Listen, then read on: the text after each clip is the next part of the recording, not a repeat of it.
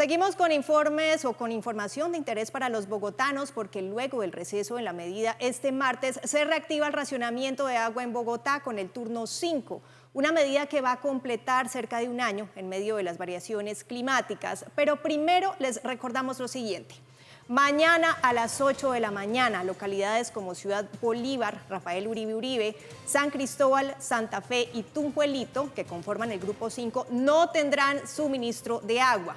La medida regirá en los turnos habituales, terminando el sábado 11 con el turno 9. Y en medio de la reactivación de las medidas de racionamiento, en Red Más Noticias hablamos con la gerente de Acueducto, quien aseguró que las proyecciones del sistema Chingaza son buenas y que la temporada de fin de año permitió una recuperación de los embalses. Comparado con el mes de enero de 2024, el sistema Chingaza tiene cerca de 7% más de capacidad, es decir, más de 17 millones de metros cúbicos de agua, de acuerdo con los registros del acueducto. Hoy, en el sistema Chingaza tenemos 17 millones de metros cúbicos más que lo que teníamos exactamente en la misma fecha del año 2024. Esto es bueno porque esto quiere decir que estamos en una situación muchísimo mejor en términos de capacidad de agua para abastecer a la ciudad de lo que estábamos hace un año. Hoy estamos casi en el 47% de llenado. El año pasado ya en esta época estábamos por debajo del 41, estábamos en el 40. Y adicionalmente no teníamos la ventaja que tenemos hoy, que es una capacidad de tratamiento en la planta de Tibito de más de 8,6 metros cúbicos por segundo. Entonces, son condiciones completamente distintas a las que teníamos al inicio del 2024.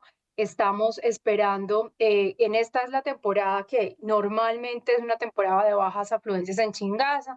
Diciembre, enero, febrero y marzo son meses secos, llamémoslo así, o sea, con pocas lluvias. Por eso el descenso que hemos visto en los niveles en los últimos días, en los últimos 20 días más o menos, es normal en esta época. ¿Existen proyecciones de niveles bajos en el embalse de Chuza? Las modelaciones hidrológicas que hacemos las hacemos con base en la información histórica de afluencias para estos meses. Tenemos unos escenarios todos bastante conservadores, asumiendo que llueve el 50%, el 70% del histórico, o sea, ni siquiera nos estamos yendo con el histórico, sino con unos porcentajes menores del histórico, y en ninguno de esos escenarios vamos a llegar a niveles tan bajos en el sistema Chingaza en el mes de marzo. Entonces, estamos, digamos, como dentro de nuestras proyecciones y por eso también esa fue la otra razón para suspender la restricción durante estas 2 semanas. ¿Han pensado en subir las tarifas para reducir el consumo? Las tarifas no son decisión de los prestadores. Las tarifas siguen una regulación nacional que la determina la Comisión de Regulación de Agua Potable y Saneamiento Básico, CRA. Entonces, eso tiene que ser una decisión del regulador. Si el regulador estructura un esquema tarifario que tenga consideraciones de sequía y que se activen algunos tipos de mecanismo como los que activó la Comisión el año pasado y que nosotros cobramos hasta la fecha que estuvo vigente el desincentivo, pues de esa manera se puede volver la tarifa precisamente como esa señal de precio para disminuir el consumo. Pero eso no es una decisión unilateral de los prestadores, eso es una decisión del regulador, estructurarlo y activarlo cuando, como se hizo el año pasado, por condiciones climáticas se requiera. ¿Hasta cuándo iría el racionamiento? No tenemos una fecha límite para la restricción, es algo que definitivamente es temporal, pero que tenemos que estar tranquilos de que el sistema se recupere a unos niveles que vuelvan como a lo que históricamente ha sido el comportamiento y que obviamente se vaya pegando a la curva guía de funcionamiento de los embalses, del embalse de Chuza.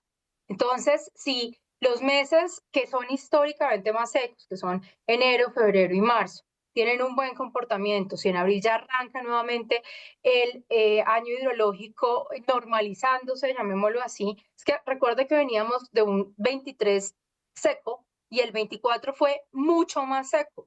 Entonces, son condiciones que fueron diferentes a las del 95, cuando el 95 es el año más seco en Chingaza, pero el año 94 había sido un año con buenas afluencias. Acá nos tocaron 2 años malos seguidos. Entonces, esperando la regularización o la normalización del año hidrológico, pues ahí podremos tomar decisiones definitivas con respecto al racionamiento. ¿Cómo le fue a la ciudad con el levantamiento de la medida en diciembre? A ver, la ventaja es que durante esta época, que efectivamente por eso levantamos la restricción, porque sabíamos que íbamos a tener una reducción natural del consumo, el promedio de 14 de los 15 días, porque hasta el día de mañana no sabremos efectivamente cuál fue el consumo del día de hoy, que fue el último día sin restricción. El promedio de consumo de la ciudad fue 16 metros cúbicos por segundo. Esto es un ahorro del 1,6. O sea, todo el periodo de restricción desde el 11 de abril, incluidos los meses que tuvimos restricción día de por medio, el ahorro ha sido 1,44. Es decir, en estos casi 15 días ahorramos mucho más que lo que hemos en promedio ahorrado durante todos los 9 meses de la restricción. Esto responde obviamente a que hubo una disminución importante de habitantes o de ciudadanos en Bogotá durante estas 2 semanas del año y que efectivamente uno de los supuestos sobre los que decidimos levantar la restricción para darle como el respiro a la ciudad en estas 2 semanas, pues se cumplió. De hecho, se superaron las expectativas que teníamos, lo cual es muy positivo porque nos permitió darle ese respiro a la ciudad y no generar una bajada o digamos un consumo que nos afectara de manera importante el agua almacenada en el sistema Chingaza. Precisamente en los primeros días del año, las lluvias han sido protagonistas. Aunque se habla de un pronóstico que indica el inicio del fenómeno de la Niña, el IDEAM asegura que las lluvias podrían desaparecer a mediados de enero. Los primeros 3 meses del año para el país funcionan de maneras diferentes, hablando de temas de climatología. La región andina, la región pacífica y la región caribe colombiana pasan por la temporada de más lluvias, dependiendo del patrón que cada una de ellas tenga característicos para este periodo de tiempo. Es por eso que de pronto en el centro del país hemos tenido algo de mayores precipitaciones acorde a la normalidad climatológica para esta época. En contraposición, la región Orinoquía y algo del norte de la región amazónica están pasando por el tiempo de menos lluvias, y esto hace que la activación de algunos sistemas como la corriente en chorro de la Orinoquía presente una influencia que puede generar menos precipitaciones para este lapso de tiempo. Lo que estamos esperando es que en la medida en la que avanza el mes de enero disminuyan las precipitaciones también sobre el centro de la región andina. Además del racionamiento, entidades como la CAR Cundinamarca han hecho un llamado para que se busquen otras alternativas como el tratamiento de aguas negras y la recolección de aguas lluvias. Esto para reducir la presión al sistema de abastecimiento en Bogotá y los municipios de la Sabana.